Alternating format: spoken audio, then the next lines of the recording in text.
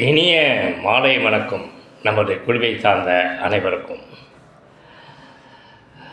இப்போ இந்த வீடியோவோட நோக்கம் என்னென்னா, இறுதி காலத்தை நாம் எப்படி வாழ்ந்து கழிப்பது.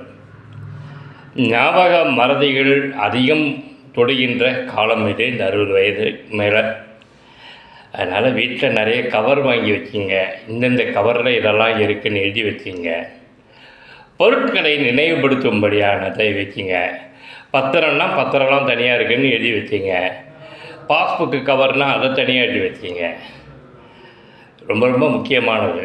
ஏனென்றால் இந்த 60 வயதை கிடக்கும்போது ஞாபக மறதி அவ்வளோ இருக்கும்.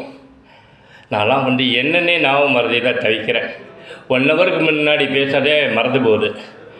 அதனால் ரொம்ப எச்சரிக்கையாக ஒவ்வொன்றுத்தையும் மாத்திரை உட்பட ஞாபகத்தோடு எழுதி வைத்து வாழ்க்கையை